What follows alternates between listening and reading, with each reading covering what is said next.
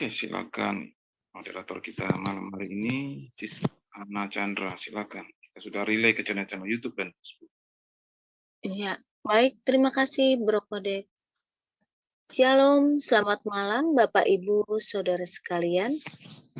Puji syukur kepada Tuhan karena pada malam hari ini, tanggal 1 Juni 2023, kita bertemu kembali pada pengajaran Pak Pendeta Dr. Epaphroditus di Zoom Sema Adonai, di mana pada malam hari ini pengajaran eklesiologi yang bertema hakikat gereja sebagai tubuh Kristus. Sebelum kita mulai, akan lebih baik kita awali dengan doa. Saya minta kesediaannya Bapak Stefanus berdoa. Silakan Bapak Stefanus. Oke, kita akan berdoa.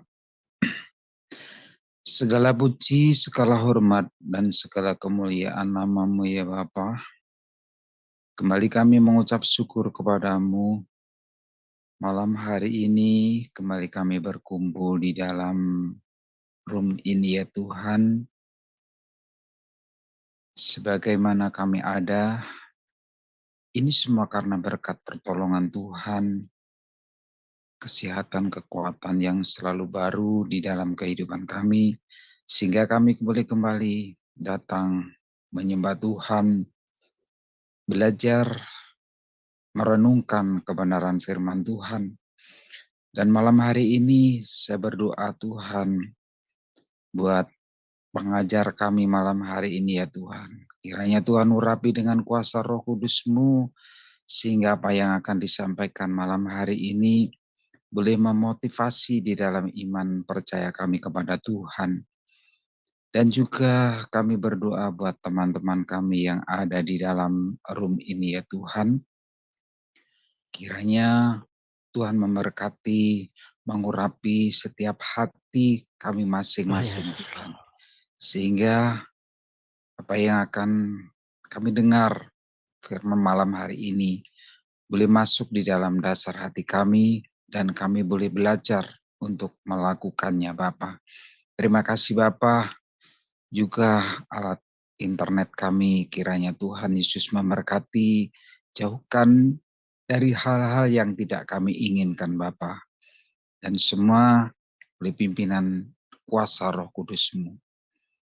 Terima kasih Bapa, dari awal pertengahan hingga selesainya acara kami malam hari ini, kami serahkan di dalam nama Tuhan Yesus Kristus. Kami sudah berdoa dan mengucap syukur kepada Tuhan. Haleluya. Amin. Amin. Terima kasih Pak Stefanus. Baik, pengajaran kita ini disiarkan oleh beberapa channel.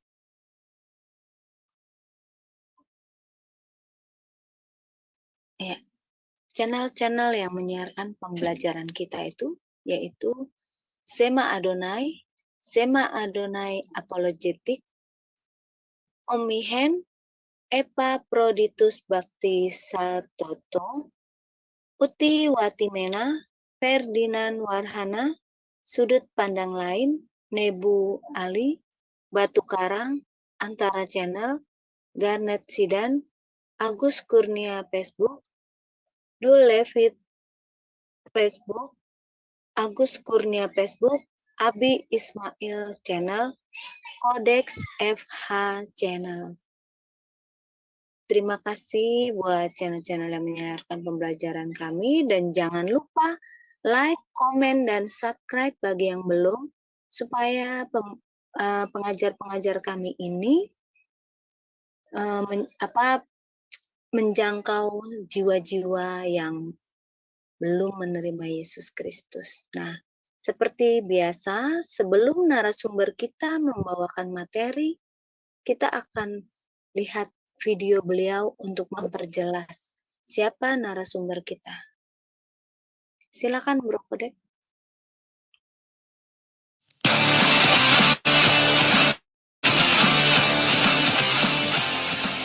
Salam semua, selamat datang kembali di Sema Adonai. Dan kali ini kami akan memperkenalkan salah seorang pengajar kita, yakni Bapak Pendeta Epaphroditus. Dan berikut adalah profil singkat dari beliau. Nama, Bapak Pendeta Dr. Epaphroditus Bakti Satoto. Lahir di Solo 23 Maret 1963. Biasa dipanggil Bapak Epras. Menikah dengan Ibu Yulianti, dikaruniai 3 anak, yaitu 2 perempuan dan 1 laki-laki, serta juga telah dikaruniai 4 cucu, dan tinggal di Kabupaten Bekasi. Pendidikan. Lulus pendidikan guru agama Kristen tahun 1983, Seminari Battle, Jakarta. S1 Sarjana Teologi Seminari Battle Petamburan, Jakarta tahun 2000. S2 Magister Teologi Prodi Pendidikan Agama Kristen di Institut Teologi dan Keguruan Indonesia, ITKI, Jakarta pada tahun 2007.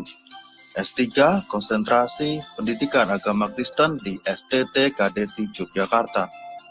Pelayanan sebagai ASN Guru Agama Kristen di Sekolah Dasar dari tahun 1986 hingga tahun 2023, purna tugas 1 April 2023. Wakasek dari tahun 2017 sampai purna tugas.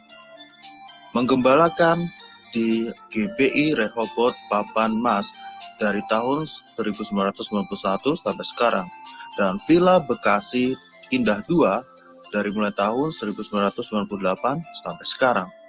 Ketua PGPI, Persekutuan Gereja-Gereja Pentakosta Indonesia, Kabupaten Bekasi, selama 2 periode dari mulai tahun 2012 hingga pada tahun 2022. Menjadi dosen di beberapa STT serta mengajar di PPCO. Dari Zoom Sema Adonai terus menyuarakan pengajaran firman Tuhan yang membangun iman. Para narasumber pengajar di Zoom Sema Adonai sangat kompeten dan profesional. Kami mengundang Anda bergabung bersama kami di Zoom Sema Adonai 24 jam. Baik, terima kasih Bro Kodek. Baiklah, untuk mempersingkat waktu, saya akan serahkan kepada narasumber kita, yaitu Bapak Pendeta F. Shalom Bapak, bagaimana Shalom. kabarnya hari ini? Baik, luar biasa. Amin, luar biasa. Pas awal bulan ya Pak ya, 1 April. Juni Pak. Juni 1 Juni ya. Iya, aduh Bapak guru gajian jadi lupa ya Pak. Luar biasa. Baik Pak, untuk mempersingkat waktu saya persilakan. Terima kasih.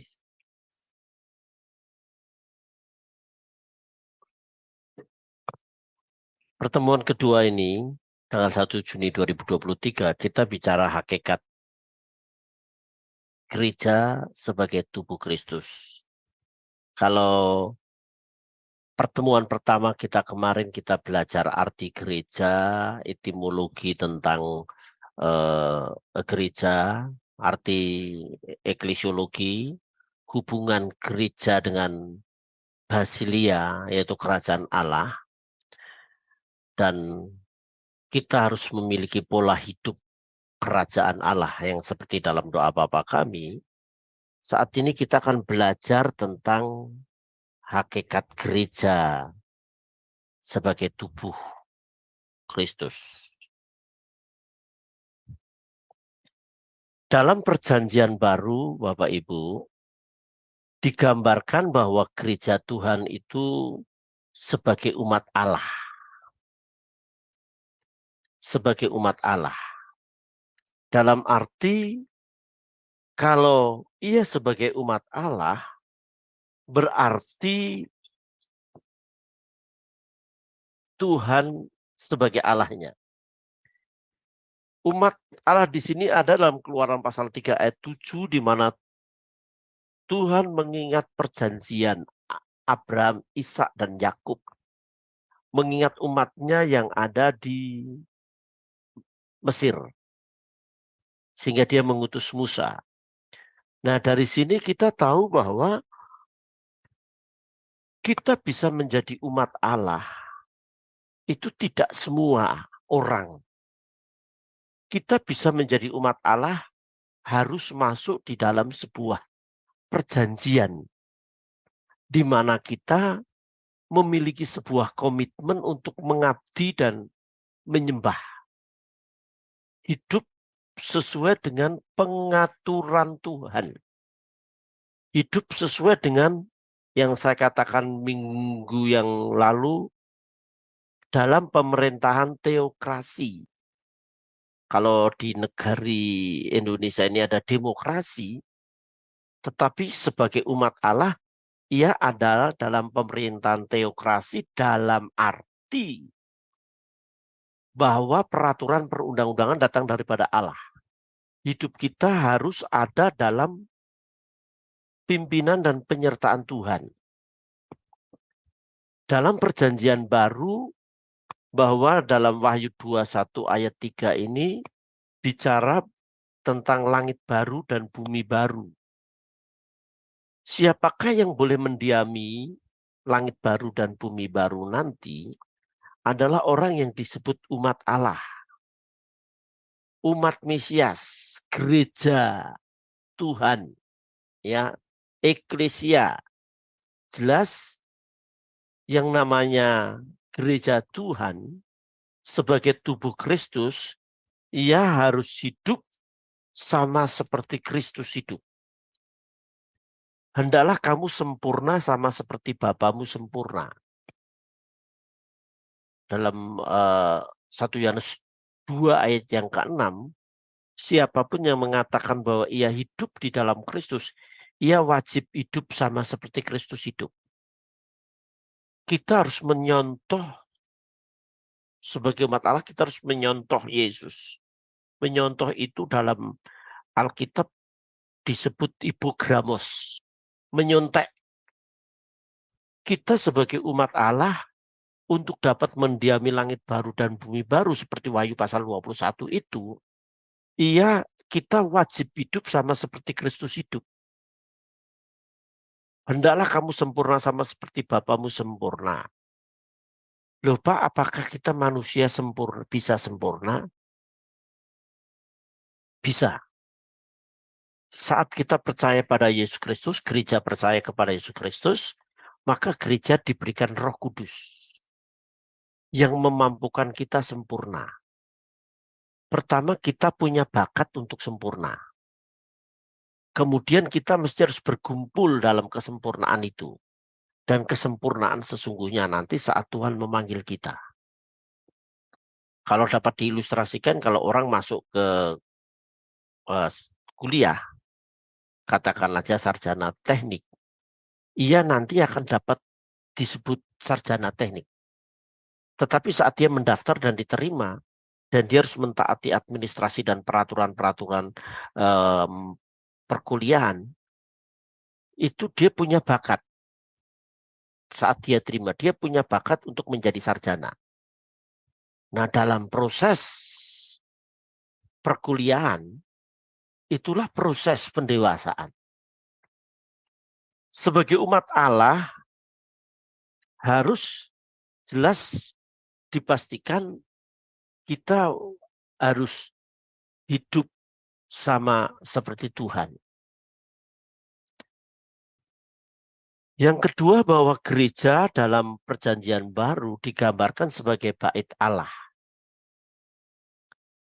Allah itu menurut konsep orang Yahudi, Allah yang begitu jauh ada di sana, di surga. Makanya dia tidak berani atau dia tidak sembarangan menyebut nama Yahweh. Dia menyebut Adonai. Tetapi Paulus menulis pada jemaat Korintus bahwa Allah itu bukan hanya ada di atas, tetapi Allah juga Allah yang transenden, itu Allah yang imanen, Allah yang ada dalam hidup kita. Tubuh kita itu sebagai bait Allah. Kalau kita melihat konteks ayat ini,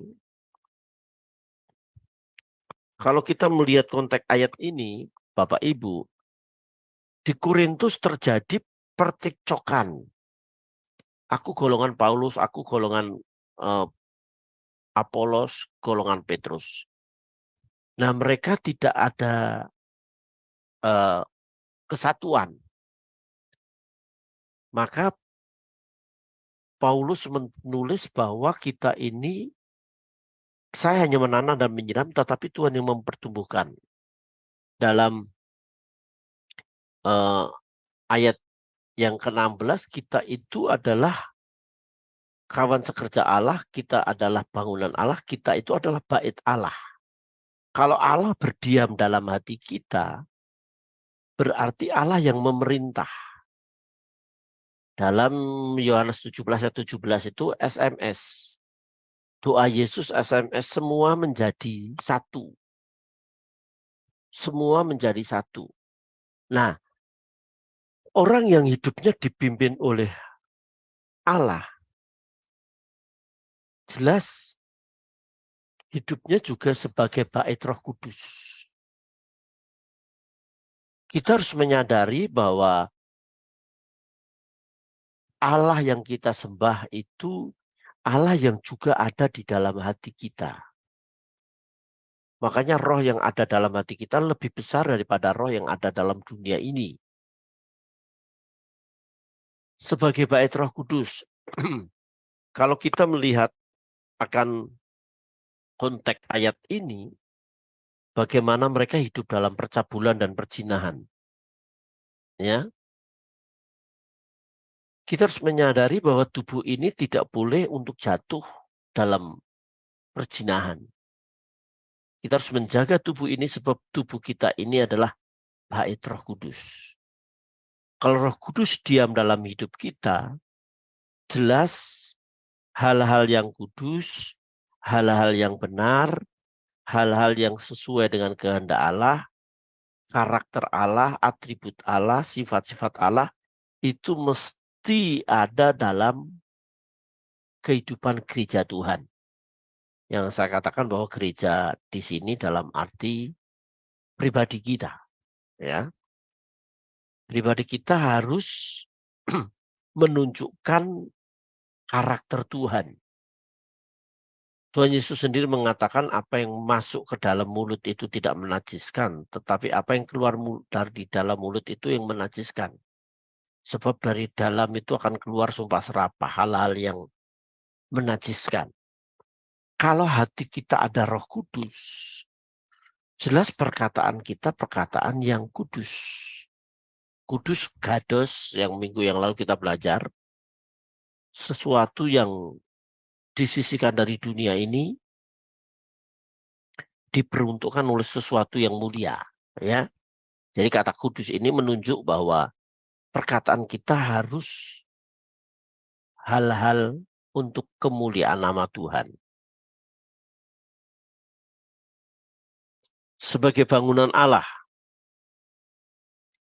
Nah, kalau kita sebagai bangunan Allah, saudara-saudara, dalam 1 Korintus pasal 3 ayat 9 ini, kalau saya kata kita mesti harus menjadi soko guru. Ya, tiang-tiang untuk menjadi bangunan Allah itu, kerajaan Allah itu. Kita tahu kalau kita membangun satu bangunan tingkat, pasti ada banyak penyangga-penyangga. Tapi penyangga-penyangga yang kecil-kecil itu pasti akan dilalukan. Nggak kepake. Bangunan di sini adalah bangunan yang di mana kita menjadi orang-orang yang membangun kerajaan Allah dalam dunia ini. Sebab memang sebuah visi, tujuan daripada gereja kita, yaitu bagaimana kerajaan Allah itu diberitakan di muka bumi ini. Maka khotbah Yesus, bertobatlah kamu karena kerajaan Allah sudah dekat. Nah, kita sebagai gereja-gereja Tuhan, sebagai tubuh Kristus, kita harus memberitakan kerajaan Allah itu. Dalam 1 Petrus pasal 5 ayat 2 bahwa kita itu sebagai kawanan domba. Kawanan domba di sini berarti kita harus mengenal gembala. Memang kalau kita lihat teks dan konteks ayat 1 Petrus pasal 5 ini, Ini tugas seorang gembala, ya, yang menggembalakan tidak dengan paksa, ya, tidak seolah-olah memerintah, tetapi dengan pengabdian. Itu konteks 1 Petrus pasal 5 ini.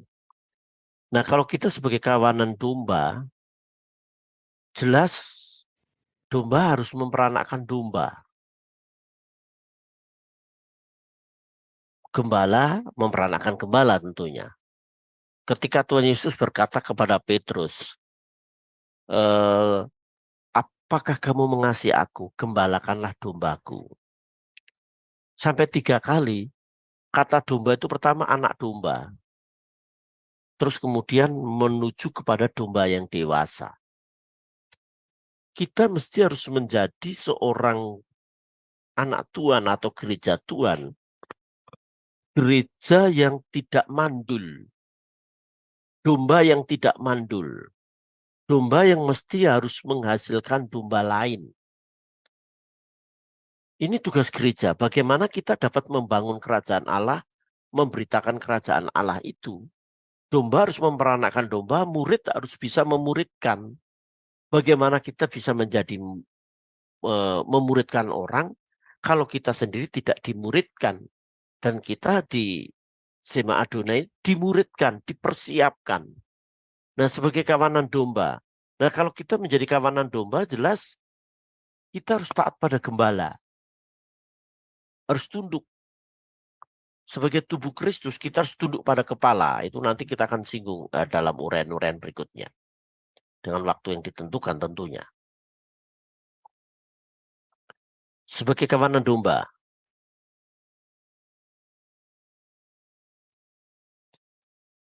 Nah, kita ada dalam sebuah persekutuan yang baru dengan Kristus, dengan tubuh Kristus. Persekutuan itu koinonia. Koinonia di sini berarti bukan hanya sebatas kita memiliki persekutuan, tetapi kita juga membangun hubungan baik, vertikal dan horizontal tentunya dengan Tuhan, dengan sesama. Tadi dalam waktu tadi saya mengajar, tadi jam 6:30 sampai jam 9 saya ngajar, ada yang tanya, Pak, saya karena sesuatu hal saya jadi GKJJ, Gereja Kristen Jalan-Jalan. Saya tidak mau terdaftar dalam satu persekutuan. Ada juga orang yang bilang, oh saya lebih baik saya di YouTube saja, tidak terikat, Pak. Nah, eksistensi gereja itu sendiri koinonia, bersekutu. Bersekutu di sini, baik itu vertikal dan horizontal. Ibrani pasal 10 ayat yang ke-25. Jangan kamu meninggalkan pertemuan-pertemuan sinagogi. Sinagogi itu gereja Tuhan. Sebab dari persekutuan kita ini, kita dapat dibangun. Kita dapat diarahkan. Nah, setiap gereja itu pasti punya visi dan misi, yang dimana gereja itu akan mengarahkan jemaatnya untuk dewasa dalam Tuhan. Tapi kalau dia pindah dari satu ke gereja lain, ya, ngelihat pendeta satu di YouTube ini, kemudian lihat pendeta satu di channel ini, bukannya dilarang, tetapi eksistensi gereja itu sendiri adalah memiliki persekutuan yang baru, yang tadinya tidak suka berdoa, jadi dia punya kehidupan dalam doa, ya, punya persekutuan dalam doa, punya hubungan dengan Tuhan. Nah, masih banyak yang saya tidak catat di sini tentunya, ya. Dalam Yohanes pasal 15 kita Yesus pokok anggur dan kita carangnya. Dan carang itu tidak akan berbuah kalau tidak melekat. Jadi suplai makanan itu, ya, carang itu dari batangnya itu, dari pokok anggurnya itu. Akulah pokok anggur dan kamu carang-carangnya. Kita tidak akan bisa dewasa kalau kita tidak membangun persekutuan pribadi dengan Tuhan.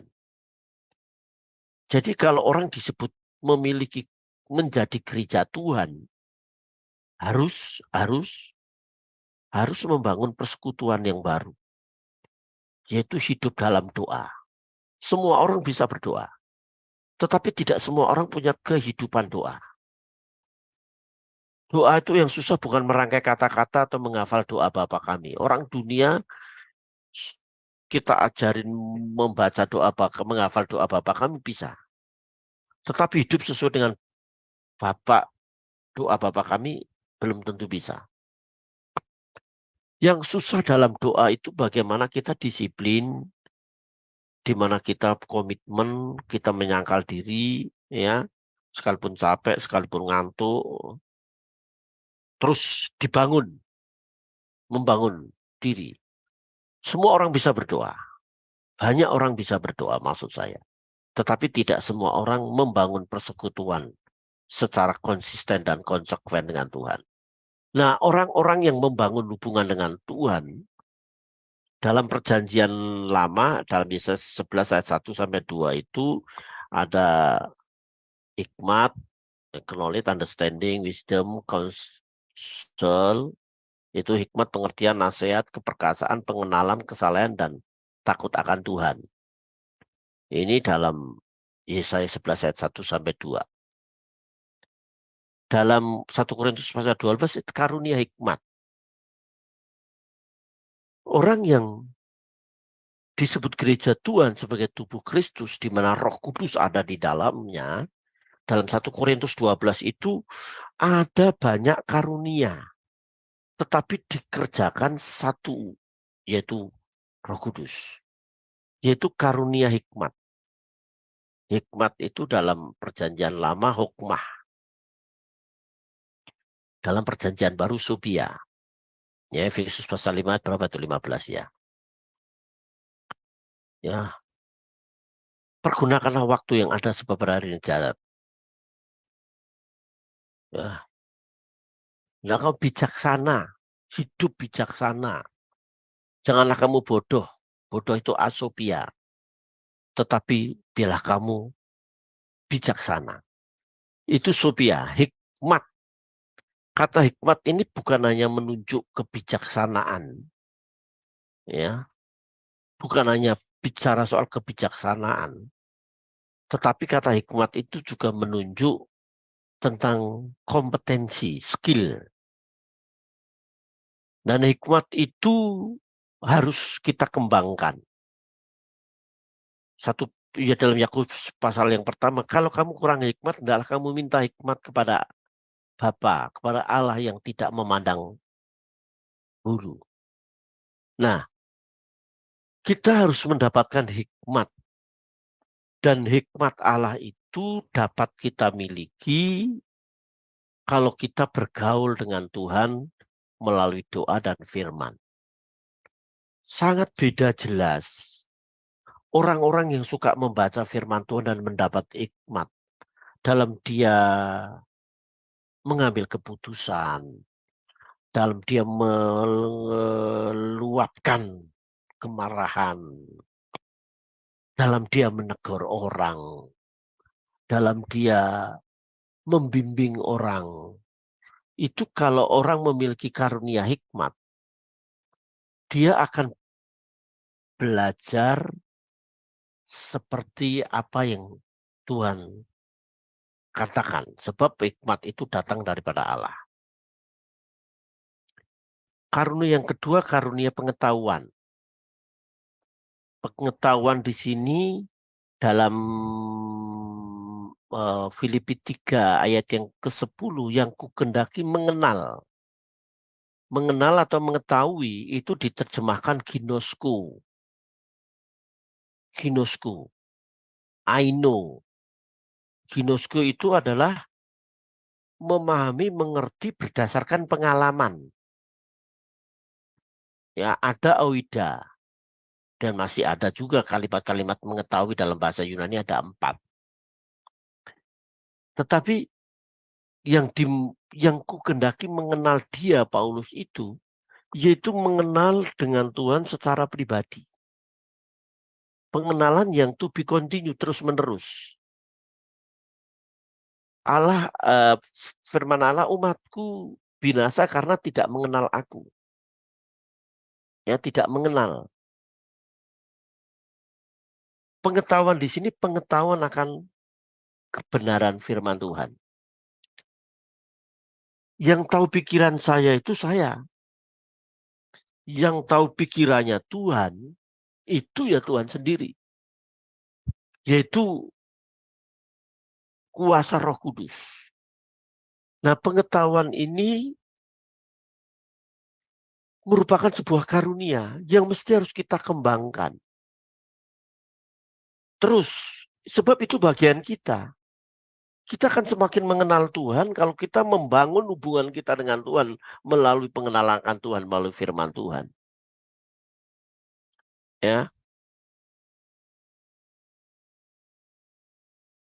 Karunia iman. Dalam 2 Petrus pasal yang pertama bahwa dikatakan bahwa itu Tuhan memberikan karunia iman semua orang. Kita ini kan hanya meresponi iman itu. Tapi tanggung jawab kita itu mempertumbuhkan iman kita. Rom 10 ayat 17. Iman timbul karena mendengar firman Allah. Rema. Bukan logos. Kalau logos itu kan untuk pengetahuan. Rema itu adalah pesan khusus yang kita lakukan, yang harus kita lakukan. Karunia iman.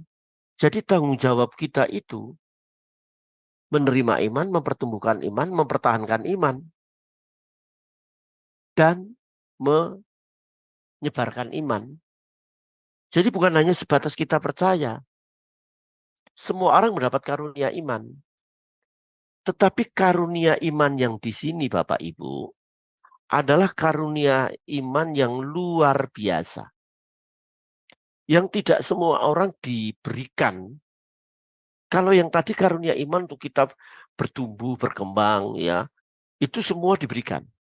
Tapi karunia iman ini karunia iman yang luar biasa.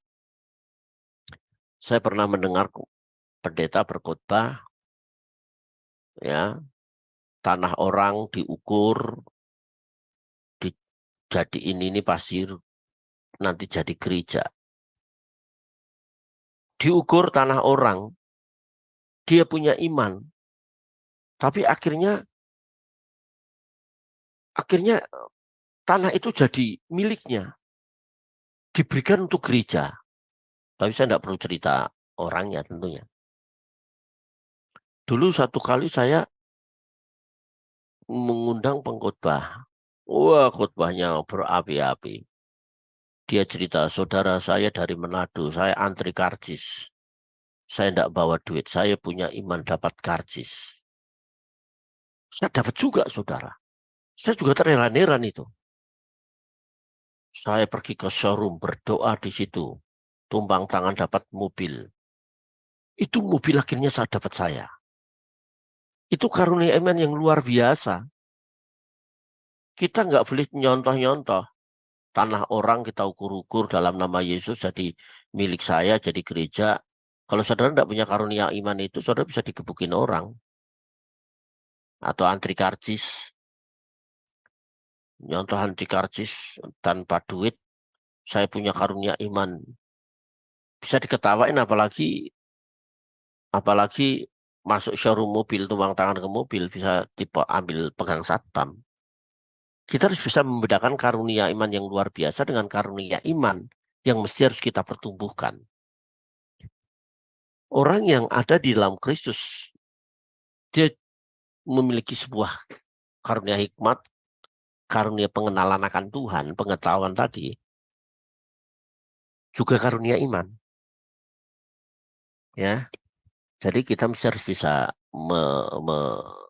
memilah itu. Ada orang bersaksi gini, oh dia punya karunia iman. Ya, saya punya teman, dia punya karunia iman jemaat. Dia udah berdoa, mungkin Tuhan bicara sama dia ya. Ada cewek ditumpang tanganin jadi istri saya. Jadi istrinya benar. Coba kalau kita ikut-ikutan, ada cewek kita tumpangin tangan jadi istri saya, apa saudara digebuk? digaplok gitu kan. Hati-hati, bedakan karunia iman dengan karunia iman yang luar biasa dengan karunia iman yang itu, yang mesti harus kita pertumbuhkan. Karunia menyembuhkan. Ya, karunia menyembuhkan. Artinya bahwa dia bisa menyembuhkan dengan mujizat. Ya, tanpa dokter. Yang buta dapat melihat, yang timpang dapat berjalan. Ya, yang sakit sembuh, dia tumpang tangan.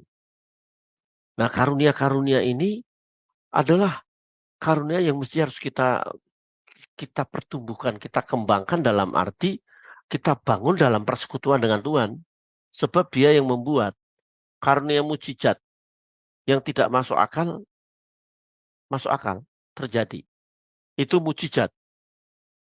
Ya, itu mujizat. Walaupun semuanya ini memiliki hubungan ya, yang buta melihat. Itu biasanya kalau ada KKR kesembuhan, ada KKR apa itu ibadah-ibadah kebangunan rohani. Karunia menyembuhkan, karunia mujizat itu bersama-sama gitu.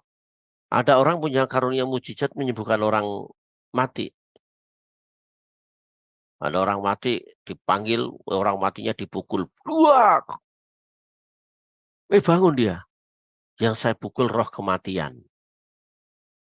Dia bangun. Dia udah membangunkan orang mati udah berapa gitu.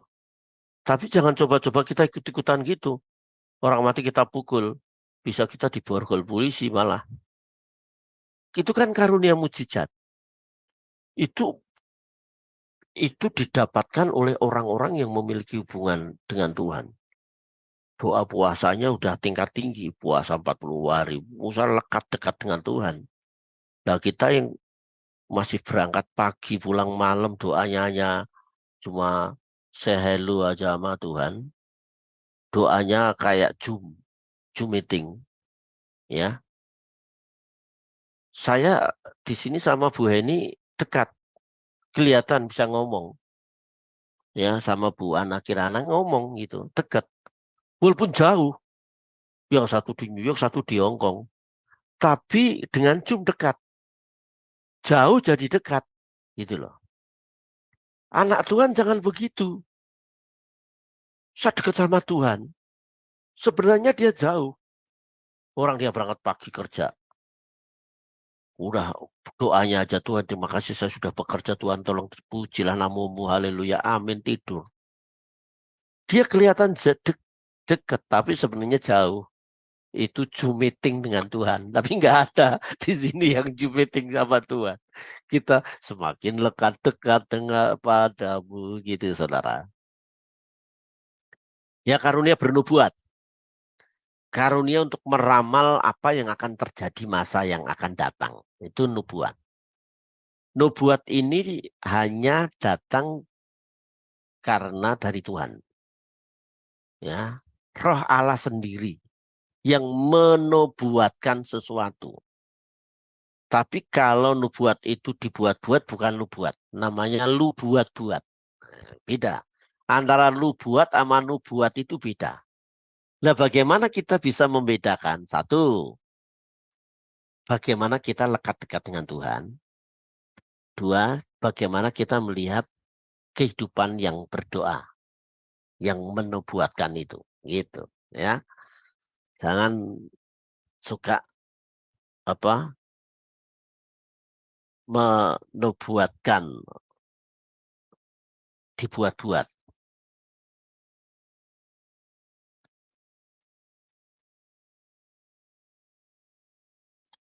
Karunia membedakan bermacam-macam roh. Ya, di Korintus banyak yang berbahasa roh, glosolalia, ya. Banyak orang yang menyampaikan bahasa roh itu. Tetapi ada karunia yang membedakan, ini bukan roh Tuhan, ini roh setan ini. Ya. Ini bukan dari Tuhan, ini dari kuasa kegelapan. Itu hanya orang-orang yang punya karunia yang membedakan bermacam-macam roh. Saudara sebagai gembala sidang, sebagai pelayan Tuhan, sebagai anak Tuhan, juga harus bisa membedakan ya antara orang yang dirasuk setan atau orang yang stres. Itu udah beda itu ya. Tuhan berikan kehikmat. Karunia berkata-kata dalam bahasa roh, nanti saudara bisa baca 1 Korintus pasal yang ke-14. Berkata-kata dalam bahasa roh itu bukan untuk orang lain, ya. Itu hanya untuk diri sendiri berkata-kata dengan Tuhan. Dia boleh berkata-kata dengan bahasa roh kalau ada orang yang menafsirkan bahasa roh itu. Itu karunia menafsirkan bahasa roh. Ya, itu karunia untuk menafsirkan bahasa roh. Dalam karunia-karunia ini, Bapak Ibu, ditekankan sebuah kesatuan.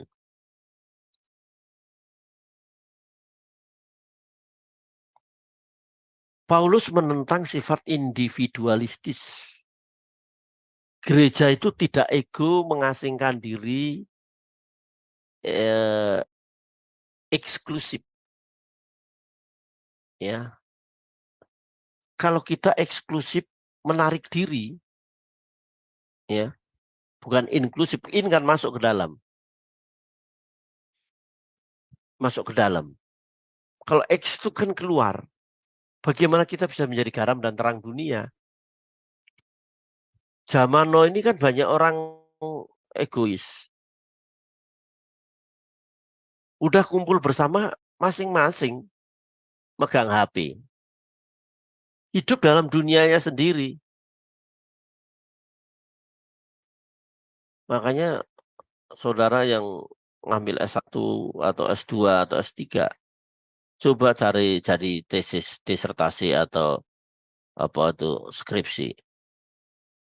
Pengaruh HP, pengaruh gadget dalam kehidupan rohani kalau itu orang teologi ya. Kalau dia seorang guru, pengaruh gadget dalam perkembangan moral anak dan daya serap pembelajaran. Wah, itu pasti bagus. Kalau mau diteliti. Coba saudara, suami istri, ya anak-anak di meja makan, itu pun juga HP enggak pernah ketinggalan. Suami istri pun di kamar pun juga masing-masing.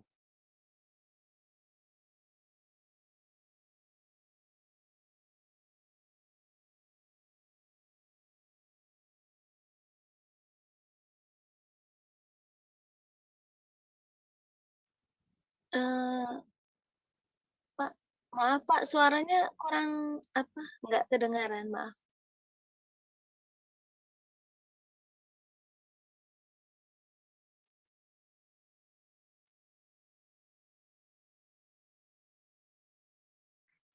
Masih kurang kedengaran.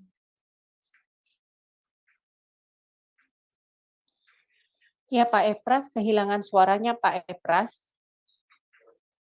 Ya. Oh ya, sekarang baru kembali. Ya, mungkin bisa Wah. diulang. Oke. Ini ya terima kasih loh ya. Saya mungkin ketarik apa ininya handsetnya ini. Kedengaran sekarang ya? Jelas Pak, jelas. Aduh. Iya. Intinya yang pertama, Paulus menentang sifat individualistis. Ya pada masa kini, ini kumpul-kumpul bersama aja,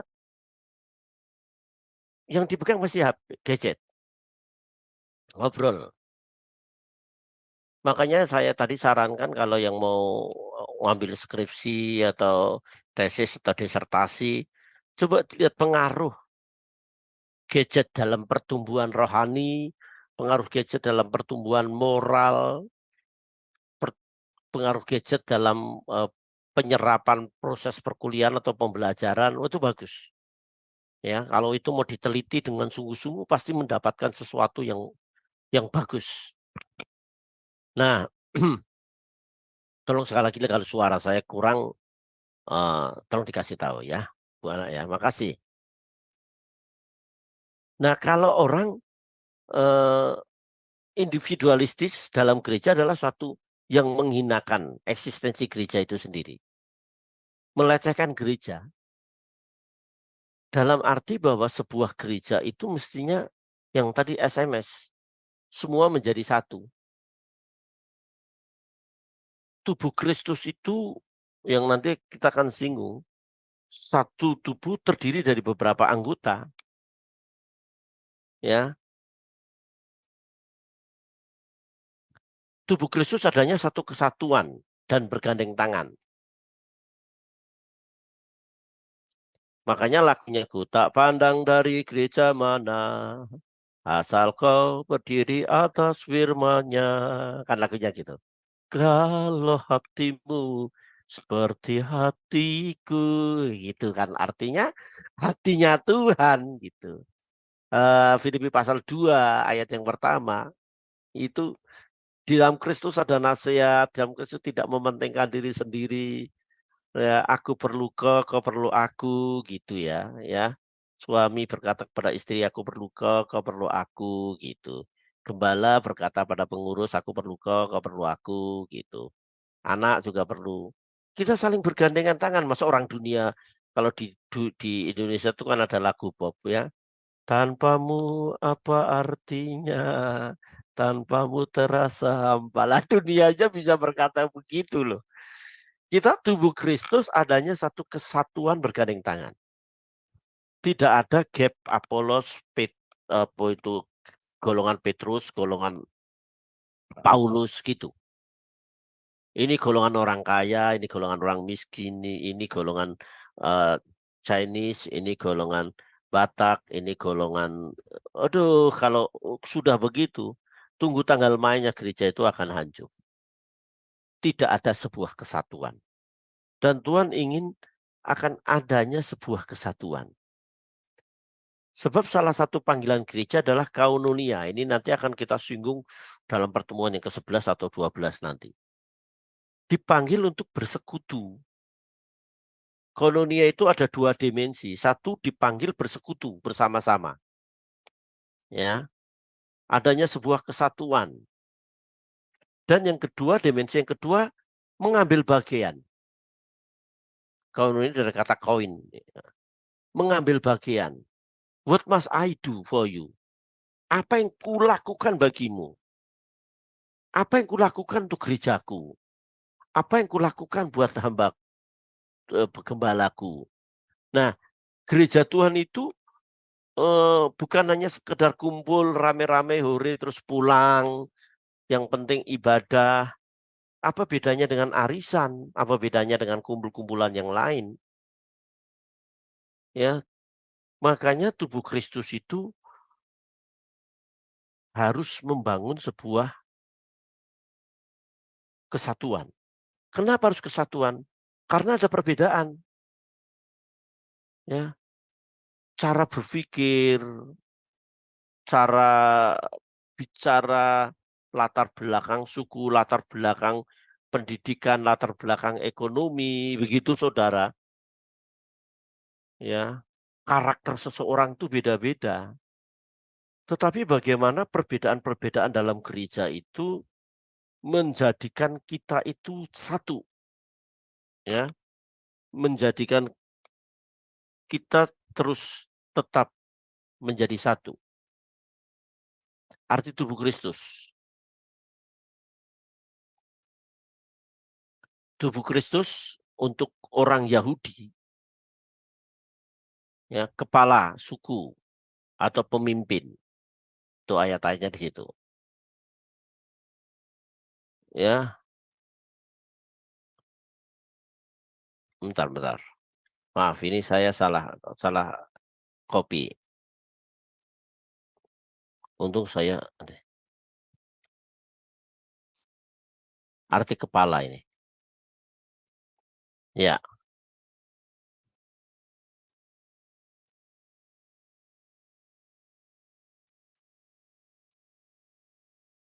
Ya. Kata kepala itu awal atau permulaan. Keluaran 12 ayat 2. Wahyu 3 ayat 14 dikatakan bahwa Yesus adalah yang awal yang akhir, permulaan dari ciptaan Allah. Makanya ada ajaran yang mengatakan Yesus itu bukan Allah, tetapi permulaan dari ciptaan Allah. Wahyu 3 ayat 14 itu. Kata permulaan itu diterjemahkan arke atau kepala. Kepala itu artinya penguasa atas ciptaan. Gitu. Mesti harus dilihat di situ. Jangan dilihat bahasa Indonesianya. Bahasa Indonesianya karena kurang tepat ya. Arke, permulaan itu bisa diterjemahkan penguasa. Ya. Kebalikin tadi.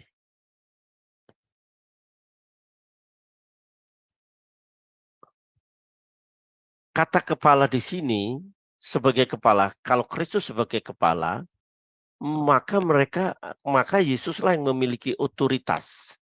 Dialah penguasa dalam kehidupan orang percaya. Ya. Dia penguasa dalam kehidupan orang percaya. Makanya kita harus tunduk taat. Dia yang berotoritas dalam hidup kita dan tidak ada sesuatu yang terjadi dalam hidup kita di luar rencananya. Ayub, sekalipun dia benar, sekalipun dia tidak bersalah gitu, dia mendapatkan masalah yang begitu berat. Istrinya pun meninggalkan, teman-temannya menuduh dia berdosa. Tetapi si Ayub ini terus tetap setia karena dia tahu Allah yang berkuasa atas dia. Allah yang berdaulat atas dia. Nah, kesetiaannya itu membuat Ayub kemudian dipulihkan. Kalau Yesus sebagai kepala, kita bersedia diatur dan mengikuti. Ya, perintah.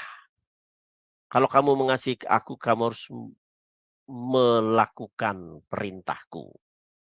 Taat, tunduk. Nah, ini yang susah. Memiliki pikiran Kristus. Ya, memiliki pikiran Kristus. Dalam sebuah buku yang baru saya baca, Get Out of Your Head. Ya. Get out of your head. Buang dari pikiran Anda segala sesuatu yang mengikat. Segala sesuatu yang menguasai hati kita, pikiran kita. Sebab pikiran kita kan menjadi mindset kita, menjadi gaya hidup kita. Nah, bagaimana kita bisa menaruh pikiran Kristus dalam hidup ini? Kita harus melepaskan apa yang dalam hidup kita, pikiran kita. Entah kebencian, tidak puas, ya, merasa Tuhan tidak adil, merasa Tuhan itu tidak mau dengar doanya. Nah, kalau kita memiliki pikiran seperti Kristus berpikir, jelas kita akan memikirkan kerajaan Allah. Jangan seperti Petrus, sudah bertahun-tahun ikut Tuhan, 3,5 tahun. Ketika Yesus bicara soal apa itu penyaliban, saya berdoa supaya Tuhan tidak disalib. Maka dia berkata, hai iblis, enyalah iblis, engkau tidak memikirkan apa yang dipikirkan oleh Allah, tapi engkau memikirkan apa yang dipikirkan manusia. Dia sebagai pemimpin, kita sebagai pengikut. Itu arti kepala. Ya, ikutlah aku. Kita sebagai pengikut. Pengikut itu akuluteo. Akuluteo itu adalah mengikut Tuhan kemana Tuhan pergi. Tuhan ada di depan. Artinya bahwa kalau Tuhan itu baik, kita mesti harus baik. Kalau Tuhan lemah lembut, kita tidak boleh kasar. Kalau Tuhan mengampuni, kita tidak boleh dendam. Kita harus mengampuni dengan tulus.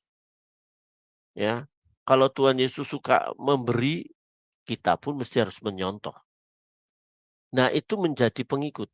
Akuloto itu pengikut Tuhan itu artinya serupa dengan Kristus. Makanya disebut Kristen di Antioquia. Kalau dulu disebut Nasrani, pengikut Yesus dari Nazaret. Tetapi kemudian disebut di Antioquia disebut Kristen. Karena dia hidup seperti Kristus.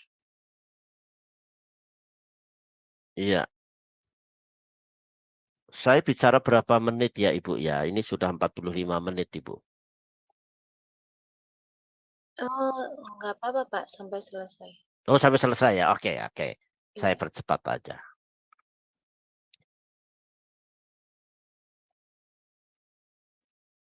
Ya. Arti tubuh bagi bangsa Yahudi menunjuk manusia, eksistensi manusia itu sendiri. Dan Paulus menggambarkan sebagai jemaat tubuh Kristus. Hal ini menunjukkan bahwa Kristus adalah sama dengan tubuhnya, sama seperti hal tubuh manusia adalah manusia itu sendiri. Nah, jadi kita menyadari bahwa kalau kita sebagai tubuh Kristus, maka kita harus memandang diri kita itu mewakili eksistensi Kristus dalam diri kita. Gaya, karakter, cara bicara, cara ngomong, ya, itu seperti Kristus. Kita itu fotokopinya Tuhan Yesus, saudara kembarnya Yesus. Orang kan tidak tahu Yesus itu lemah lembut. Dia tahu Yesus lemah lembut itu dari kita. Dia tidak tahu Yesus itu mau berkorban. Dia taunya Yesus mau berkorban itu dilihat dari kita yang suka berkorban, bukan makan korban. Tapi banyak orang Kristen tidak suka berkorban, malah makan korban. Dan berpikir siapa yang mau jadi korban. Itu kan ironis sekali itu. Gimana dia bisa mencerminkan Kristus di dalam hidupnya? Nah, kita bisa menjadi seperti Kristus, kita melalui baptisan. Ya, kita disalibkan, dikuburkan Kristus, dan di tempat di surga yang diumpamakan dalam baptisan. Makanya kalau saudara ingin hidup seperti Kristus, saudara mesti harus bernyanyi, salibkanlah aku Tuhan, ku rela, ku setia disalibkan, agar ku menjadi milikmu yang benar. Salibkanlah aku Tuhan. Kita berani bernyanyi begitu, berarti kita menyadari kita sebagai tubuh Kristus yang bisa harus disalibkan. Kita harus berani menyalibkan keakuan kita, ego kita, rasa benci, rasa dendam kita tinggalkan. Kalau tidak begitu kita tidak masuk dalam kerajaan surga. Yesus sendiri berkata, barang siapa membenci saudaranya, dia adalah seorang pembunuh. Jadi membunuh di mata Tuhan bukan menghilangkan nyawa orang. Membenci saudaranya, membenci mertuanya, membenci pendetanya, membenci siapapun. Itu dia sebagai seorang pembunuh. Makanya kalau hidup kita itu sebagai tubuh Kristus, kita harus disalibkan, dikuburkan. Dan hidup baru dalam 2 Korintus 5 ayat 17, barang siapa dalam Kristus, dia adalah ciptaan yang baru. Nah, ini yang tadi, penjelmaan dari kehidupan Kristus. Wah, dahsyat saudara. Kalau kita itu menjadi hidup sama seperti Kristus, berarti full hidup kita, kelemah lembutan kita, cara mengatur segala sesuatu seperti Kristus. Bagaimana bisa seperti Kristus? Kalau kita belajar mengerti seperti Kristus itu. Ya. Ini sama, ya, mencerminkan Kristus. Jikalau Kristus disebut kepala jemaat, hal ini berarti bahwa ia menguasai jemaat. Dan jemaat harus tunduk kepadanya. Itu taat. Taat kita kepada Tuhan itu abstrak ya, saudara. Realnya mana? Suami kalau taat sama Tuhan mengasihi istri. Istri yang taat sama Tuhan pasti mengasihi suami. Anak yang taat sama Tuhan pasti mengasihi orang tua, menghormati orang tua. Seorang pemimpin, manajer perusahaan, seorang karyawan yang taat sama Tuhan, pasti dia melakukan tugasnya dengan baik, tidak korupsi. Wah, ini tidak saya uraikan karena waktu saya terbatas. Arti tubuh Kristus, gambaran Rasul Paulus adalah gambaran kepala dan tubuh. Ya. Sumber hidup kita itu pada Tuhan. Ya. Kehidupan kita itu dapat hidup, kita harus bisa dan harus menghidupi hidup rohani kita dengan kita melekat pada Tuhan. Itu Yohanes 15 ayat 1 dan 2, Matius 4 ayat yang keempat, bahwa hidup ini bukan hanya oleh roti saja, tetapi oleh firman Tuhan. Nah, dari tubuh itu ada kesatuan. Keanekaragaman di sini artinya dalam satu tubuh itu ada tangan, ada kaki yang punya fungsi masing-masing. Tetapi bagaimana anggota-anggota itu haruslah yang berbeda itu harus menjadi satu. Kalau orkestra, ada drum, ada musik, ada keyboard, ada piano, ya, ada biola, ada gitar. Itu bagaimana menjadi sebuah harmoni sehingga kedengarannya enak. Kalau gitarnya itu nadanya bossa nova, ya, yang satu jazz, tapi drumnya nadanya temponya tempo mars, duk bubar itu, nggak enak didengar. Tapi bagaimana yang berbeda-beda itu bisa bersama-sama dalam satu pimpinan dirigen atau konduktor. Demikian juga dalam gereja Tuhan sebagai tubuh Kristus, kita berbeda-beda. Bagaimana kita bisa menghargai satu dengan yang lain, bagaimana kita bisa menerima satu dengan yang lain dalam pimpinan Tuhan. Oke, saya kira saya stop. Bentar.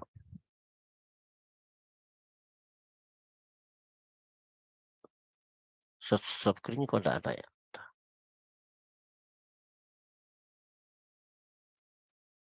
Oke, saya serahkan kepada Ibu Ana. Waktunya sudah lebih dari 50 menit. Iya, terima kasih Bapak. Wah, luar biasa ya malam hari ini. Benar-benar apa ya, Pak? Saya juga sempat ini nih, Pak. Yang dikarunia iman itu, Pak. Saya sempat begini, Pak. Kan saya pernah bilangin sama teman saya, dia lagi ada masalah. Jadi kata saya, diimanin kata saya, diimanin pasti kamu bakal bisa menyelesaikan masalah kamu. Karena Tuhan kita itu Tuhan yang Maha Tahu dan nggak ada yang mustahil. Nah, saya bilang gitu kan, Pak. Tapi pada akhirnya memang dia harus mengalami kekecewaan gitu, Pak. Nah, itu termasuk apa itu? Berarti saya tidak punya karunia iman ya, Pak ya, tidak punya karunia iman gitu ya, Pak, untuk berkata begitu kepada teman gitu ya, Pak ya. Atau bagaimana? Iya. Memang Tuhan Yesus itu berkata, jadilah sesuai dengan imanmu. Iya. Ibu bisa berkata nggak salah. Nah, kalau kita berdoa untuk orang yang pasti sembuh. Kalau orang itu kita berdoa orang itu tidak sembuh. Apakah Tuhan tidak bisa menyembuhkan? Apa Tuhan tidak bisa menjadikan masalah itu selesai? Ada beberapa unsur-unsur kenapa orang itu tidak sembuh atau tidak masalah. Satu, iman orang yang didoakan. Itu bisa bimbang. Nah, Yakobus pasal yang pertama, orang yang bimbang tidak akan mendapatkan sesuatu. Yang kedua, siapa yang kita hadapi? Menurut saya pasti Tuhan sembuhkan. Pasti Tuhan sembuhkan. Itu kan menurut iman kita. Iya, betul. Nah, ini mesti bahasa kita mesti harus kita perbaiki. Bukan sebagai kata penghiburan. Sebab mengikut Tuhan itu kan bukan hal-hal jasmani yang kita raih. Pasti diberkati. Pasti utangnya lunas. Siapa yang punya utang banyak silakan maju ke depan dan berangkat tangan. Termasuk Iya. saya maju angkat tangan. Utang saya nggak lunas. Iya betul. Iya betul. Kalau seandainya tidak sembuh, bagaimana? Makanya Tuhan Yesus berkata ketika dia menyembuhkan orang yang lumpuh, jangan beritakan kepada siapapun. Matius pasal 8 itu ya. Kenapa tidak boleh diberitakan? Jangan sampai orang lain mengikut Yesus hanya karena supaya dia disembuhkan. Oh, iya iya iya. Jangan kamu menyampaikan kepada siapapun, sekalipun orang itu langsung bicara pada siapa-siapa. Tapi jangan sampai motivasi pengiringan kita kepada Tuhan itu hanya materi. Jangan sampai kita dalam tanda kutip memanfaatkan Tuhan. Ya, bahasa kita mesti harus kita perbarui. Kalau kita punya iman yang kuat pasti itu ya. Kalau itu memang kita mendapat rema dari Tuhan, pesan khusus, kita berani begitu. Oke, mungkin ada yang lain. Silahkan kita sharing ya. Iya. Iya. Baik, ruang diskusi atau tanya jawab dipersilakan. Tapi sebelumnya resign dulu. Iya, ini ada Ibu Aling. Silakan Ibu Aling. Shalom, selamat malam Pak. Selamat malam. Pak, saya masih belum paham tentang yang nomor 6 itu Pak. Karunia membedakan berbagai roh. Nah itu saya masih belum paham Pak, penjelasan Bapak tadi. Belum mengerti gitu. Apa sih itu arti karunia membedakan berbagai roh? Ya, terima kasih Pak. Oke. Dalam jemaat Korintus, mereka banyak yang menggunakan bahasa roh atau glosolalia. Tetapi ada bahasa-bahasa roh yang dibuat-buat, bahkan ada orang-orang yang kesurupan dan menganggap itu dari Tuhan. Ya, ada yang bahasa-bahasa itu. Nah, Tuhan memberikan orang yang bisa membedakan ini memang karunia Roh Kudus, glosolalia dari Roh Kudus. Ada yang bukan dari roh, yang hanya dibuat-buat. Hanya orang yang merasa dirinya diurapi Tuhan gitu. Itu membedakan karunia, membedakan bahasa roh. Nah, bahasa roh itu nanti Ibu bisa baca di 1 Korintus pasal 14. Sebab jemaat Korintus itu paling banyak menggunakan bahasa roh. Maka Paulus berkata bahwa bahasa roh itu bukan untuk orang yang beriman, tidak beriman, tapi orang yang untuk beriman itu supaya dibangun rohaninya. Hanya Tuhan saja. Kalau orang itu bicara dalam bahasa roh, harus ada yang menafsirkan bahasa roh itu. Gitu Ibu, sebab banyak bahasa roh. Terus Paulus menulis, aku lebih baik menggunakan 1-2 bahasa, tapi dimengerti daripada beribu-ribu bahasa roh, tapi tidak dimengerti orang. Begitu Bu Aling. Oh iya, terima kasih Pak. Ya, Tuhan berkati. Ya, terima kasih. Ya. Terima kasih kembali. Ya, terima kasih Bu Aling. Mungkin masih ada yang lain. Ayo kita bertanya. Yang mau menambahkan barangkali Ibu Heni, ada Pak Partono, Pak Stefanus, ya. Iya, mungkin ada yang mau bertanya. Apa Silakan. kurang jelas bagaimana? Saya kalau enggak tanya gini, saya memang mengejar materi sekian kata Ibu. Itu sekian sekitar 50 sampai 60 ya, 50 sampai iya. Oh, ini Bu Aling lagi nih. Iya, Bu Aling. Ada yang lain, ya tidak apa-apa. Ya. Pak. Saya juga mau menanya tentang bernubuat, Pak, karunia bernubuat. Ini kan tadi Pak Bapak kan bilang bahwa orang yang bisa bernubuat itu kan kita harus melihat dari bagaimana orang ini kehidupannya lekat dengan Tuhan atau bagaimana kehidupan orang ini gitu ya Pak ya. Iya. Nah kalau orang ini mengaku-ngaku dia bisa bernubuat, tapi ternyata kehidupan dia itu tidak seperti yang Bapak bilang tadi ya. Nah itu bagaimana tuh Pak? Nah, berarti dia nubuatnya dia tidak berlaku ya Pak buat orang lain gitu, benar nggak Pak? Seperti Iya. itu. Terima kasih. Dulu saya punya teman, dia berkorban, banyak berkorban pelayan. Ya, saya dinubuatkan Pak, saya jadi pengemis, membawa-bawa makanan, membawa-bawa piring gitu. Saya tanya orangnya ini, itu bukan nubuat, itu lu buat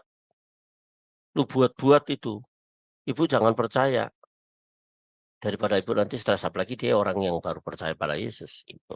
Jadi kalau dia tidak dekat sama Tuhan, orang-orang yang bernubuat itu adalah orang-orang yang memiliki persekutuan dengan Tuhan, doanya, hidupnya, puasanya, maupun kelakuan tingkah laku setiap hari itu mencerminkan hidup Kristus. Kalau tidak, kita tidak usah percaya. Nah, kita sendiri mesti juga harus menguji, Ibu. Kalau kita dekat sama Tuhan, kita akan mengerti. Oh, jangankan gitu ya. Kita suka berdoa, terus orang itu tidak suka berdoa. Itu juga sudah terdeteksi. Oh, orang ini jarang berdoa nih kayaknya. Gitu. Jadi, tidak akan terjadi. Ada orang menghakimi. Saya pernah ini Pak membaca di firman Tuhan bahwa janganlah takut pada orang yang tidak bernubuat apabila nubuatnya itu tidak terjadi gitu ya Pak. Benar ya Pak? Gimana Bu? Di firman itu mengatakan begini, janganlah takut kepada orang yang bisa bernubuat, tetapi nubuat itu tidak terjadi, maka itu tidak benar gitu, seperti itu. Nah, baca firman seperti itu Pak. Memang dalam perjanjian lama banyak nabi-nabi palsu yang bernubuat.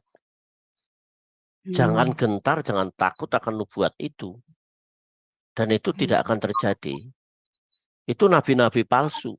Tetapi nabi-nabi Tuhan seperti Elia, Elisa, Yesaya, dan lain-lain, dia akan menubuatkan sesuatu yang benar. Dia menubuatkan di Yesaya 7 ayat 14, seorang darah akan mengandung seorang anak, mengandung dan melahirkan seorang laki-laki, dan hendaklah ia menamakan dia Immanuel. Nubuat itu terjadi. Itu nubuat Yesaya kan itu. Mika 5 ayat 1 di Bethlehem di Efrata, tempat Yesus lahir, dinubuatkan. Itu orang-orang yang dekat dengan Tuhan. Tetapi kalau nabi-nabi palsu yang hanya menyenangkan manusia atau raja-raja pada waktu itu nubuatnya adalah dikatakan nubuat palsu. Bahkan akan membinasakan mereka yang menubuatkan dengan nubuat-nubuat palsu. Gitu Ibu. Ya, makasih ya Pak untuk penjelasannya. Ya, terima kasih kembali Ibu. Mari. Ya. Baik, siapa lagi yang mau bertanya? Kalau nggak tanya nanti pasti penasaran. Selesai belajar bingung mau tanya ke siapa, betul nggak Pak? Aduh, ayo silakan. Iya. Ini luar biasa nih malam ini. Karunia-karunia yang belum kita mengerti ya Pak ya. Yang mau menambahkan juga boleh Pak, ini kurang ini enggak apa-apa. Kita sharing gitu ya Pak Yongki. Resandi bisa sharing. Oh ini kayaknya kering ini Pak Efras. Monggo, saya suka gitu. Oke. Iya, ini ada yang mau bertanya Pak. Silakan dibuka. Ya. Siapa ini? Mari silakan. Biji ya.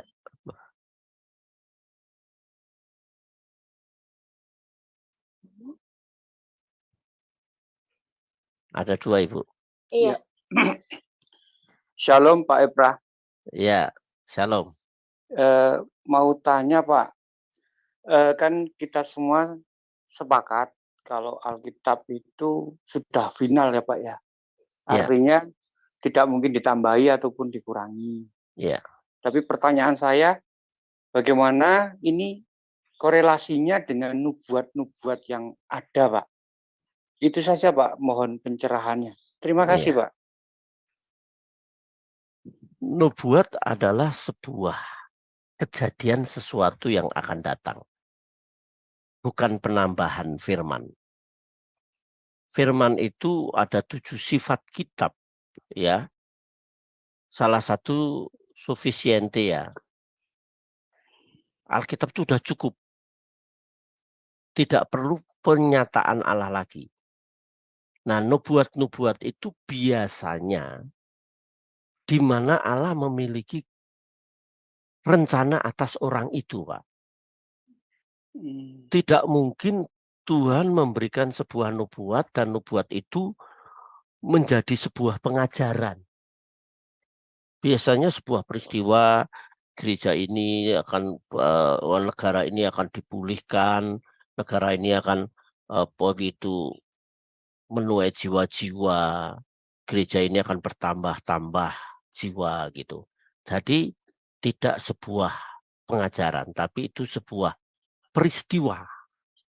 Sebuah peristiwa di mana peristiwa itu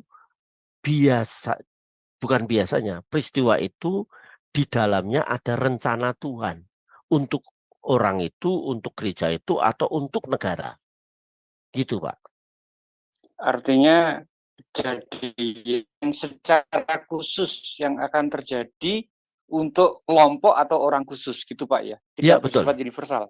Ya, bisa termasuk universal. Terima kasih banyak, Pak Ya, Ebras. Tuhan berkati, Tuhan berkati. Ya, Tuhan berkati, Pak. Iya, baik. Terima kasih, Bapak. Ini ada lagi yang mau bertanya? Pak Timotius. Siapa? Oh, Pak Timotius. Silakan. Pak Timotius Eko. Mari Pak Timotius Eko. Kita sharing. Selamat malam Pak Epra. Ketemu lagi Pak di tema. Ini ada 2 hal Pak. 2 hal pertanyaan dan permohonan Pak. Pertanyaan dan permohonan. Pertanyaan saya begini Pak ya. Kita kan selama ini kan sudah berdoa ya. Berdoa ya. Ada seseorang yang minta didoakan Pak ya dalam masalah-masalahnya, tapi saya tidak terangkan masalahnya di sini. Terus dia itu tidak mendapat jawaban, Pak. Tidak mendapat jawaban. Terus ya saya sendiri kan yang menjawabkan Tuhan, Pak. Iya. Terus sepertinya sama saya terus kurang humble, Pak, kurang care gitu ya. Iya. Doa nih pendeta gak manjur. mandi. Ya. Nggak manjur kayak jamu situ muncul. Terus ya ini permohonan saya, ya permintaan saya itu mohon di grup ini ya yang ada di Zoom malam hari ini lebih kurang 26 ya. Yeah. Saya untuk dibantu doa ya. Bantuan doa untuk kenapa doanya saya itu kok kurang dapat jawaban gitu Pak. Barangkali setelah didoakan ini nanti kata Bapak ini manjur ini Pak. Ya, dan memberkati. Itu aja Pak pertanyaan. Terima kasih Pak, terima kasih. Terima kasih Pak. Iya, memang ada 3 jawaban doa Pak. Jawaban doa 1 tidak dijawab. Jadi kalau tidak dijawab itu pun juga sudah jawaban doa Pak. Kalau Tuhan Yesus berdoa di Taman Getsemani, kalau dijawab Bapa di surga, kira-kira kita ditebus sudah Pak? Itu tidak dijawab, itu doa Tuhan Yesus di Taman Getsemani, jikalau engkau mau lalukanlah cawan ini daripadaku, tetapi bukanlah kehendakku, tetapi kehendakmu jadilah. Doa yang pertama itu adalah doa yang tidak dijawab jawabannya. Yang kedua, nanti. Waktuku belum tiba. Ya. Segala sesuatu ada waktunya. Itu apa itu pengkhotbah ya pasal 3 dan tadi Yohanes pasal 2. Segala sesuatu ada waktunya. Kalau Pak Timotius itu punya anak kecil, anak cewek kecil, diajak ke mall. Jangan anak kecil lah, anak SMP atau SD gitu, Pak Kumul. Pak, aku beliin itu baju pengantin. Nanti dulu. Nanti saya kasih baju pengantin, tapi belum waktunya gitu loh. Yang kedua, yang ketiga itu ya dijawab ya. Tuhan akan jawab.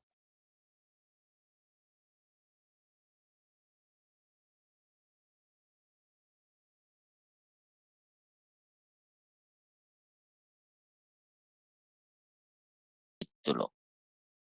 Pak, itu kan Matius 7 ayat 7 kan berkata, mintalah maka akan berikan kepadamu, carilah maka kamu akan mendapat, ketuklah maka pintu akan dibukakan bagimu. Dan saya udah minta kok tidak dikasih. Itu tidak bicara soal materi. Adakah di antara kamu yang anaknya minta batu diberikan roti, minta roti diberikan batu? Tetapi Bapamu di surga akan memberikan Roh Kudus. Itu bicara soal kedamaian, sukacita, bimbingan Roh Kudus. Itu Matius 7 ayat 7. Nah, bagaimana doa kita bisa didengar Tuhan?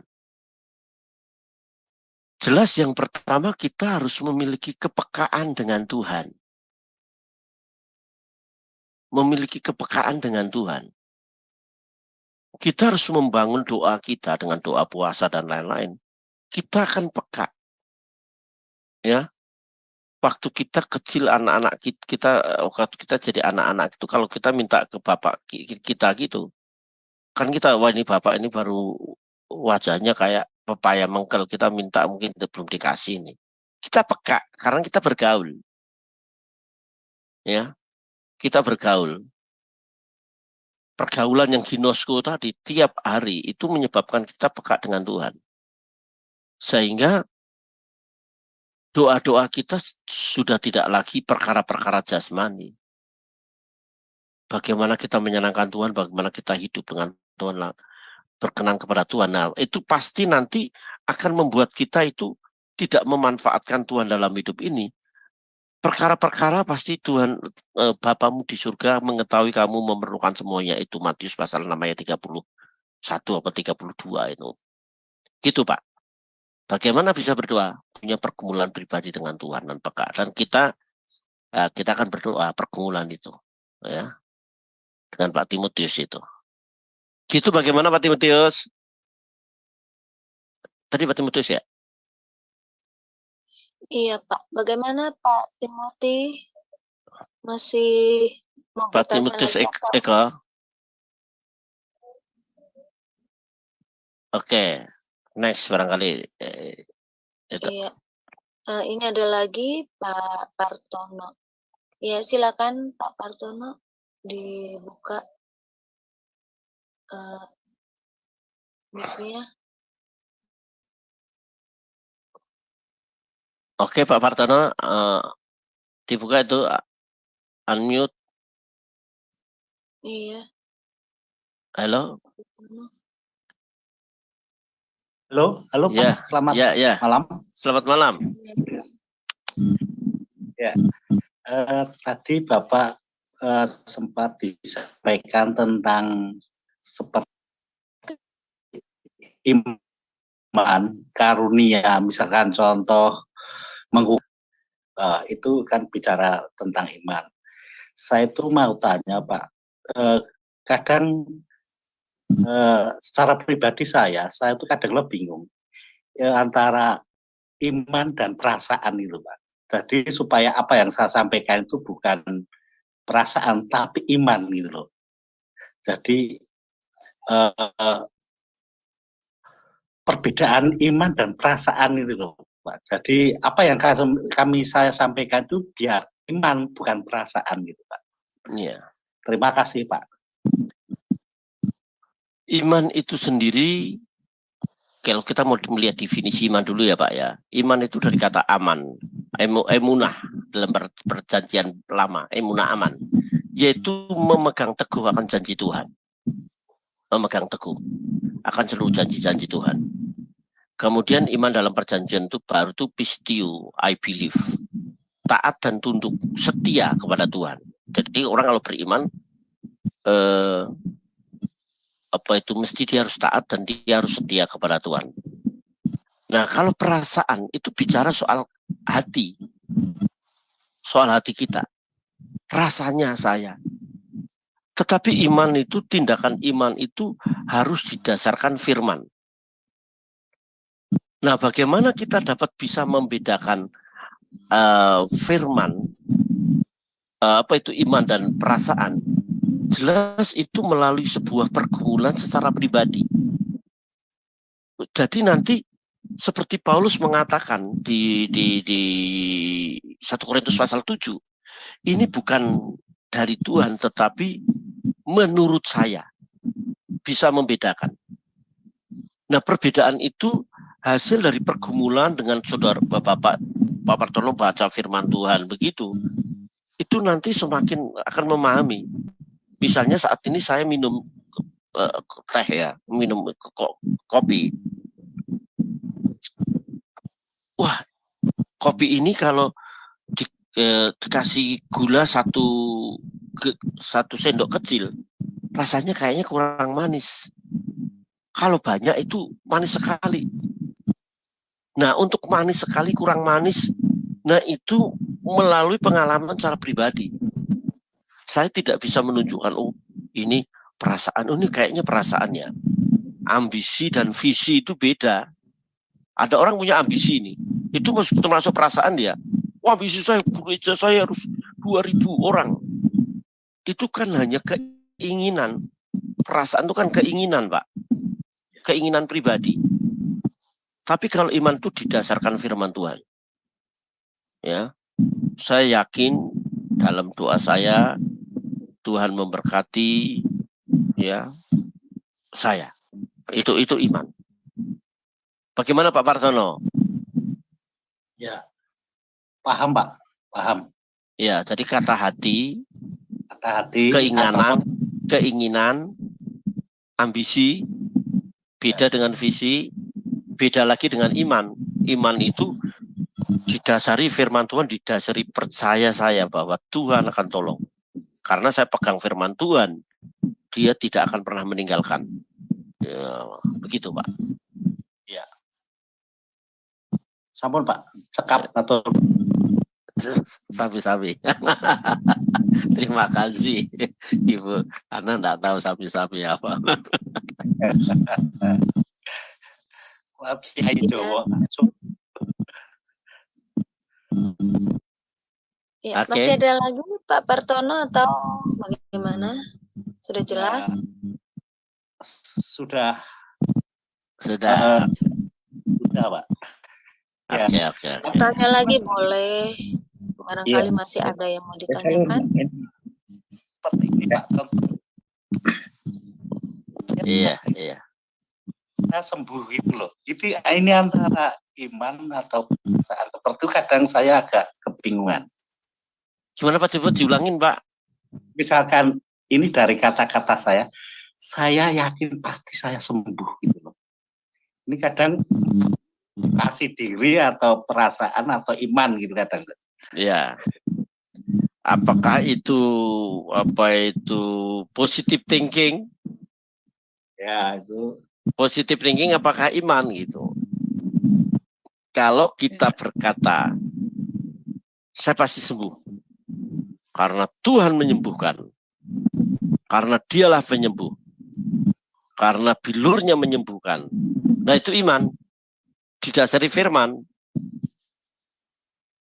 Tapi kalau positive thinking masih ragu-ragu, bisa muncul keraguan gitu Pak. Oke Pak. Oke. Iya. Terima kasih Pak Partono. Sudah jelas ya. Kalau mau tanya lagi silakan. Kita masih ada waktu. Ya, baik. Siapa lagi yang mau bertanya? Ini silakan Mas. Kita masih ada waktu untuk tanya ya. Oh, ada lagi ini Ya. Bapak. Silakan Bapak. Silakan. Terima kasih. Dengan saya lagi nih Pak. Ya, nggak apa-apa Pak. Saya senang sekali malah kita bisa apa itu Ini saring. saya hanya menyamakan persepsi saja Pak ya. Dari apa tadi yang disampaikan tentang iman dan perasaan dan kata hati dan seterusnya. Ini saya hanya mengulangi dari yang tadi kesimpulannya Pak. Berarti untuk kalau kita katakan iman itu tidak mungkin terpisah dari firman Tuhan gitu Pak ya. Iya, tadi didasarkan firman. Iya, artinya kalau hal-hal selain itu yaitu pasti menjadikan pertanyaan. Mungkin bisa di dalam kategori kata hati atau imajinasi dan seterusnya Pak ya. Begitukah Pak? Iya. Masih ada kebimbangan Pak, atau kata hati, positive thinking. Ya, itu masih bimbang, masih bertanya-tanya. Tapi kalau dia memegang teguh bahwa Tuhan yang menyembuhkan, imannya tidak goyah, jadilah sesuai dengan imanmu. Itu Pak. Iman harus didasarkan firman Tuhan. Ya. Gitu. Oke Pak. Terima kasih banyak Pak ya. Baru jelas saya malam ini Pak. Iya, iya. Luar biasa. Iman harus didasarkan firman Tuhan. Itu iya. Rom 12 ayat Rom 1 ayat 16 sampai 17. Aku memiliki keyakinan yang kokoh dalam Injil. Injil adalah kekuatan Allah, power of God. Jadi kekuatan Allah itu. Nah, kalau kita sudah menaruh iman kita, perkataan kita karena firman Allah itu iman. Ya, segala jadilah sesuai dengan imanmu. Maka Yesus berkata seperti itu. Bukan jadilah sesuai dengan perasaanmu. Jadilah sesuai dengan pikiranmu, enggak, tapi jadilah sesuai dengan imanmu. Ya, betul ya. Ya. Okay, terima kasih banyak Pak Toto. Tuhan berkati. Iya Pak. Iya, terima kasih Bapak. Baik, siapa lagi yang mau bertanya? Jangan ragu-ragu kalau yang mau menambahkan boleh. Iya. Sharing firman Tuhan menurut saya tadi begini Pak, saya terbuka ya. Saya tidak 100% tahu semuanya, enggak mungkin lah sehebat-hebatnya pendeta dokter gelar 3 dokter pun juga belum tentu tahu semua firman. Makanya perlu kalau Pak Partono mau menambah, Pak Stefanus, Pak menurut saya oke, gitu. Shalom Pak. Shalom. Ya, tanya ini silakan. Ya, sedikit saya mau tanya tentang nubuat Pak ya. Ya. Ini memang nubuat itu bisa dibuat-buat ya Pak. Ya begini, begini. Kalau bisa dibuat-buat seperti apa? Kalau yang tidak dibuat-buat seperti apa ya Pak ya? Karena gini. Di gereja contoh aja saya kan pernah sih nemuin orang katanya dikasih karunia untuk nubuat, mendoakan salah satu orang sakit bisa sembuh, mendoakan orang supaya bisa dikuasai Roh Kudus sehingga ngomongnya ya seperti itulah. Apa memang itu cara untuk membedakan itu bagaimana Pak? Yang dibuat-buat atau yang tidak dibuat-buat itu Pak. Terima kasih. Nubuat itu ada orang yang bisa membuat nubuat, dalam arti dibuat-buat. Dia tidak suka sama seseorang. Oh, dia berdoa pakai suara. Aku melihat di kepala orang itu ada ular yang menunjukkan dia harus bertobat. Itu kan menghakimi, Pak. Kalau nubuatnya itu tidak menyejahterakan, ya, nubuat itu tidak memiliki unsur kebenaran firman, itu bisa saja dibuat-buat. Pasti dibuat-buat, bukan bisa saja. Orang bisa nubuat. Makanya orang-orang yang suka bernubuat tanpa memiliki kehidupan doa yang tingkat tinggi, akhirnya wah itu lu buat, bukan nubuat itu, lu buat-buat. Lu buat-buat. Lu buat-buat. Dan itu sering terjadi seperti itu, ya. Oh, Yang saya katakan tadi, Pak, saya dinubuatkan, ketika saya berdoa saya melihat ibu apa itu menjadi pengemis. Itu kan tidak menyejahterakan itu. Membuat orang down. Orang itu enggak, Ibu. Ibu punya hubungan baik, punya persekutuan dengan Tuhan, Ibu bangun persekutuan dengan Tuhan. Saya pastikan nubuat itu tidak benar. Karena saya melihat nubuat itu tidak menyejahterakan. Nubuat itu menjadi syak atau batu sandungan. Apalagi kalau orangnya yang nubuat itu ke gerejanya aja jarang, doanya cuma asal-asalan gitu loh. Iya. Itu Pak. Itu kita yang bisa bisa membedakan orang-orang seperti itu. Nah, kalau orang-orang seperti itu jelas kita bisa membedakan karena kita itu suka berdoa, suka menyembah Tuhan. Misalnya Bapak saya boncengin ya, saya bawa mobil ya. Dan Bapak biasa bawa mobil sudah harus udah tingkat tinggi lah. Cara ngeremnya, cara ngegasnya, menginjak koplingnya, jadi tidak duduk-duduk gitu. Ketika saya bawa mobil, wah ini Pak Efras ini bawa mobilnya kayaknya belum pengalaman. Bapak kan bisa nilai. Iya, betul. Kalau misalnya kita nyanyi, katakan saja nyanyi lagu rohani aja. Bapakku persembahkan tubuhku sebagai persembahan yang hidup. Bapak juga biasa nyanyi gitu. Tadi ada orang nyanyi, Bapakku persembahkan padamu sebagai persembahan yang hidup. Tapi pede dia nyanyinya. Udah lari dari nada. Wah ini enggak benar nih. Oh iya. Bapak main gitar bagus itu. Mestinya ini udah pindah ke A ini dari D ini masih udah pindah ke A, mesti udah ke E minor ini. Ini kok D terus. Itu tergantung bagaimana kita. Ya, gitu artinya, Pak Stefanus. Ya, artinya keluar dari plin ya. Iya. Tapi ya, kita pasti harus tahu. Kita sendiri harus tahu gitu. Kalau kita nggak tahu, ya. Oke Pak, terima kasih. Terima kasih. Iya, terima kasih Pak Stefanus. Baik, kita sudahi dulu ya Pak pengajaran pada malam hari ini. Karena waktunya sudah semakin larut juga. Dan terima kasih Pak buat pengajarannya. Wah, luar biasa pada malam hari ini. Dan banyak yang tanya tentang nubuatan ya Pak. Wah, luar biasa. Juga iman. Ya, terima kasih Pak buat pengajarannya. Kita akhiri dengan doa. Saya minta kesediaan Bapak doa, sekalian doa berkat. Silakan Bapak. Ya, kita berdoa. Betapa kami bersyukur malam ini, kami sudah belajar.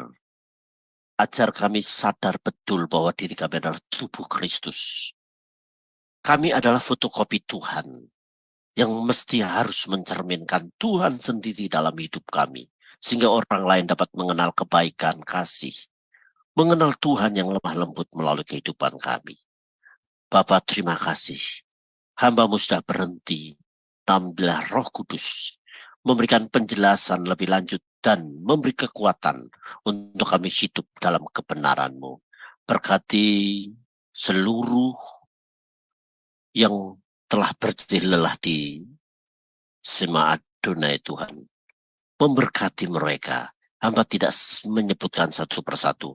Semua yang terlibat diberkati Tuhan. Dan kami semua yang hadir saat ini, bila Tuhan juga memberkati. Dalam setiap pergumulan demi pergumulan kami, Tuhan tolong. Dan kami percaya Tuhan menolong. Baik yang melalui Zoom, baik yang melalui YouTube, Tuhan memberkati mereka. Semua yang mendengar, Tuhan tolong. Terpujilah nama-Mu. Bapak, kami mau akhiri dan malam ini kami mau beristirahat. Waktu di Indonesia Tuhan akan tolong bangunkan kami dalam kesehatan dan kesegaran yang sempurna. Dan yang ada di sana yang masih bekerja juga Tuhan menyertai. Terpujilah namamu ya Bapa.